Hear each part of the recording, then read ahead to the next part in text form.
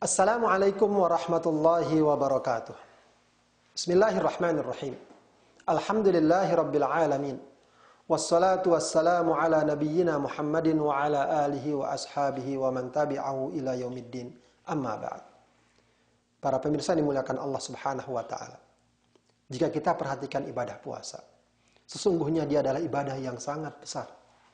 Mengapa? Bayangkan seorang beribadah, katakanlah kita membaca Al-Quran. Berapa lama kita bisa membaca Al-Quran? Mungkin setengah jam saja. Atau 1 jam paling lama. Kalau dikumpulkan dalam sehari mungkin 2-3 jam. Sholat. Berapa lama kita sholat? Mungkin 5 menit saja. 10 menit paling lama. Dikumpulkan dalam sehari mungkin 1 jam. Nggak sampai saya kira. Tapi ibadah puasa kita lakukan dalam waktu yang berjam-jam terus-menerus. Kalau kita lakukan di musim panas seperti di negeri ini, di Arab Saudi, dapat mencapai 12-13 jam kita beribadah. Bayangkan, sebuah ibadah yang dilakukan dalam waktu yang sangat panjang. Akan tapi para pemirsa yang dimuliakan Allah Subhanahu wa taala, meskipun dilakukan dengan jalan atau dengan waktu yang sangat panjang, ibadah puasa adalah ibadah yang simpel. Tidak terlalu banyak syarat dan rukun seperti ibadah sholat misalnya. Seperti ibadah haji misalnya. Para ulama hanya menyebutkan 2 rukun puasa saja yang harus kita penuhi. Agar ibadah puasa kita diterima dari segi hukumnya. Yang pertama adalah niat. Dan niat dalam ibadah puasa itu memiliki kekhususan dibanding niat dalam ibadah-ibadah yang lainnya. Kalau niat dalam ibadah yang lainnya, itu biasanya diwujudkan atau dihadirkan berbarengan dengan pelaksanaan ibadah tersebut. Tapi niat dalam ibadah puasa, dia harus kita hadirkan beberapa saat atau sebelum ibadah tersebut kita lakukan.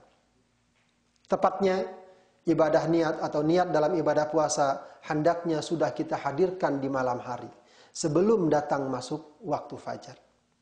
Dalam sebuah hadis riwayat Abu Daud dan Tirmidzi, Rasulullah sallallahu alaihi wasallam bersabda, "Man lam yujmi'is siyam fala qabla al-fajri fala siyama lahu." Dalam riwayat lain An-Nasa'i, Rasulullah sallallahu alaihi wasallam bersabda, "Man lam yubayyitis siyama qabla al-fajri fala siyama lahu." Siapa, kata Rasulullah, "Man lam yujmi'is siyam", siapa yang belum memantapkan dan meniatkan puasa sebelum fajar, maka tidak ada puasa baginya. Ya. Ini menunjukkan keharusan niat dalam ibadah puasa yang dilakukan di malam hari. Namun para pemirsa yang dimuliakan Allah Subhanahu wa taala, kita tidak perlu bersusah payah atau berepot-repot melafadzkan niat kita, nawaitu shauma wadin an ada'i fardhi syahrin dan seterusnya. Cukup dalam hati. Ketika di malam hari kita ketahui besok Ramadan dan kita ingin puasa pada besoknya, itu sudah termasuk niat. Bahkan para ulama mengatakan, kalau seorang sudah sahur untuk puasa, itu sudah bagian dari niat. Jadi tidak perlu dia ragu ketika dia misalnya pada malam harinya belum mengatakan nawaitu shauma ghadin, padahal dia sudah sahur, padahal malamnya dia sudah tahu besok mau puasa Ramadan, dia tidak perlu merasa ragu puasanya tidak sah karena tidak berniat. Cukup sekali lagi niat itu kita hadirkan dalam hati kita, besok kita puasa atau kita sahur untuk puasa, maka itu sudah merupakan niat bagi ibadah puasa kita. Kemudian para pemirsa yang dimuliakan Allah Subhanahu wa taala, niat adalah rukun yang pertama yang harus kita penuhi untuk puasa kita. Berikutnya, para ulama mengatakan rukun berikutnya dari ibadah puasa adalah kita menjauhi perkara-perkara yang membatalkan puasa. Kita minimal tidak boleh makan dan minum serta perkara lain yang membatalkan puasa sejak terbit fajar hingga terbenam matahari.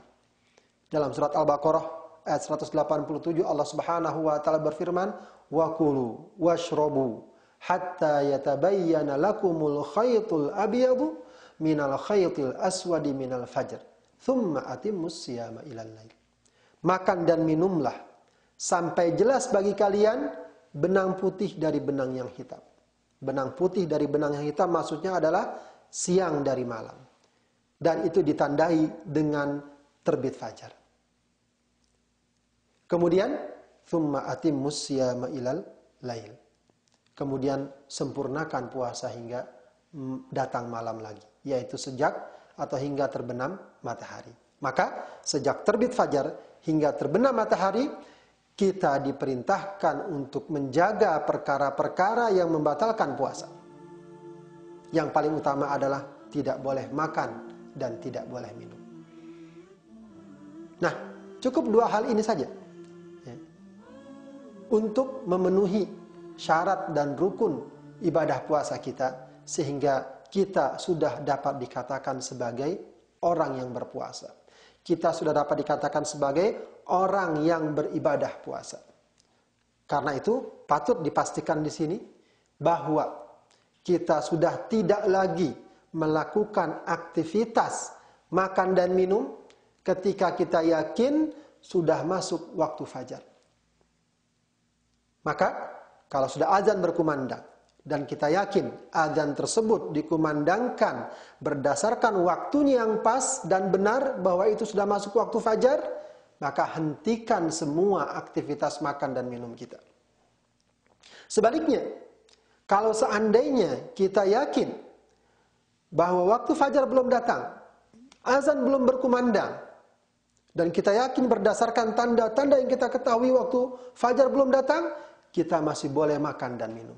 Dan tidak boleh kita misalnya membatasi 1/4 jam atau 10 menit, kita tidak boleh makan dan minum. Karena apa? Karena waktu puasa dimulai sejak terbit fajar. Berikutnya seterusnya hingga sore hari menjelang terbenam matahari, jangan kita makan dan minum sebelum kita yakin matahari sudah terbenam. Sebelum kita yakin waktu maghrib sudah masuk, disitulah kita segera berbuka puasa sebagai contoh dan sunnah dari Rasulullah Sallallahu Alaihi Wasallam. Jadi para pemirsa dimuliakan Allah Subhanahu Wa Taala, kita lihat di sini bagaimana ibadah puasa memiliki keistimewaan tersendiri. Seseorang beribadah begitu lamanya, 13 jam, atau 12 jam, atau 11 jam, terus-menerus dia beribadah.